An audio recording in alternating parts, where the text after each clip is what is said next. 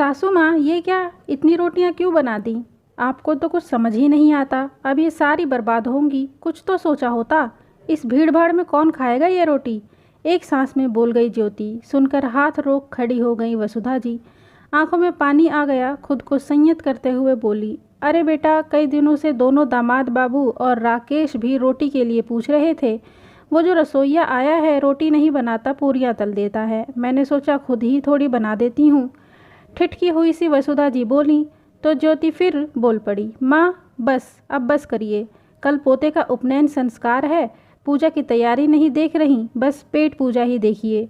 बहू की कड़वी बात सुनकर वसुधा जी की आंख अब सावन सी बरसने लगी। आंचल से झटपट आंखों को पोंछ कमरे में चली गईं कि कोई रिश्तेदार देख ना ले। अपने कमरे में पहुंची, हाथ में आटा लगा ही हुआ था, जैसे कोई सुध ही ना हो। जाने क्यों हाथों को उलट पुलट के देखने लगी और देखते देखते कब अतीत की गहराई में डूब गई पता ही ना चला।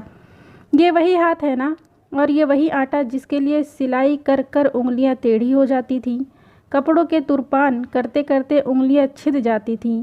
तब गरम तेल से उन घावों को जलती तो बेटा राकेश रोने लगता। पति की रोड दुर्घटना में मृत्यु के बाद कैसे 3 बच्चों को लेकर अनाथ सी हो गई थी। ससुराल में सिर्फ 2 ननद थी जो ब्याह के ससुराल चली गई थी। सास ससुर पहले ही ईश्वर को प्यारे हो गए थे। बहुत पढ़ी लिखी भी नहीं थी, हाथ में सिलाई का हुनर था। बस बच्चों के मुरझाए चेहरे देख विधाता के क्रूर प्रहार को भूल कर लग गई अपने तकदीर के खुले फटे चीथड़ों को सिलने। शुरू शुरू में मोहल्ले के लोगों के कपड़े सिलने शुरू किए। धीरे धीरे काम अच्छा चलने लगा, लेकिन हाथ घायल हो गए। लेकिन उस घाव ने इतना दर्द नहीं दिया कभी जितना कि बहू की बातों ने दे दिया। इसी सिलाई के दम पर बच्चों को पाला। सिलाई करने के लिए बाद जब बच्चों के लिए रोटियां बनाती तो आटा तक नहीं गूंथ पाती, बेटी से गुदवाती। फिर जब रोटियां बनती तो तीनों बच्चे बड़े मज़े से खाते। खासकर राकेश कहता, माँ तुम्हारे हाथों की रोटियां कितनी मीठी होती हैं। अपने इन्हीं हाथों से अपने बच्चों को पाला। सिलाई तब तक करती रही जब तक राकेश को अच्छी सरकारी नौकरी मिल गई। राकेश ने मेरे दूध का कर्ज तो बहनों को औकात से ज़्यादा बड़े घरों में ब्याह कर चुका दिया। भगवान उसके जैसा बेटा सबको दे। इसीलिए तो बहू की कड़वी बातें खुद ही खुद जज्ब कर लेती हूँ कि बेटे को कोई तकलीफ़ ना आए। अपने पिता की जिम्मेदारी निभाने में भी एक शिकायत तक ना आई उसकी ज़ुबान पर। उल्टा सभी के साथ ऐसे रहता जैसे छोटा बच्चा। लेकिन जाने क्यों आज बहू की बातें दिल को इतना दर्द दे गईं। शायद रोटी की बात थी, शायद माँ और बच्चे की भूख के रिश्ते की बात थी, शायद उन मजबूरियों की याद दिला गई जब बिना एक कमीज सिले रोटी का निवाला अपने बच्चों के मुंह में नहीं डाल पाती। शायद माँ, माँ कहाँ हो आप? राकेश की इस पुकार से वसुधा जी अतीत की गहराइयों से निकल आईं। हाँ बेटा, यहाँ हूँ, और कहते हुए झटपट अपने आंसू पोंछ लिए। माँ, आज रोटी आपने बनाई थी ना, बहुत मीठी थी। हाँ माँ, सच में बहुत मीठी थी। उनके दोनों दामाद भी कमरे में घुसते हुए बोल पड़े। वसुधा जी मुस्कुराने लगी और बोली, राकेश तुम्हें कैसे पता चला कि रोटियाँ मैंने बनाई थीं?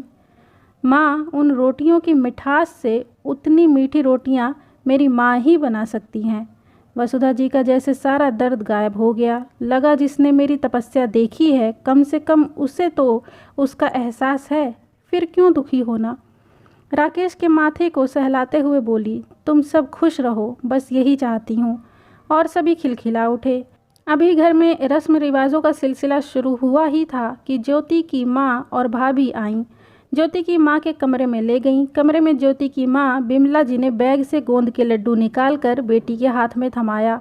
लड्डू देख ज्योति उछल पड़ी, लेकिन देखा माँ की आंखों में आंसू थे। जिद करके माँ से कारण पूछा तो बिमला जी बोल पड़ी, बेटा कल तुम्हारे भाई से कहकर लड्डू के लिए सामान मंगवाया तो तुम्हारी भाभी ने कितना सुनाया। कहने लगी, आपको जब देखो खाने बनाने का ही शौक़ लगा रहता है, अब राम के नाम लिया करो माँ जी। कितना कुछ ढो के ले जाओगी बेटी के लिए। इतना कहते ही बेटी के सामने फफक कर रो पड़ी। ज्योति धप्प करके बिस्तर पर बैठ गई। लगा जैसे किसी ने खींच के तमाचा मार दिया था।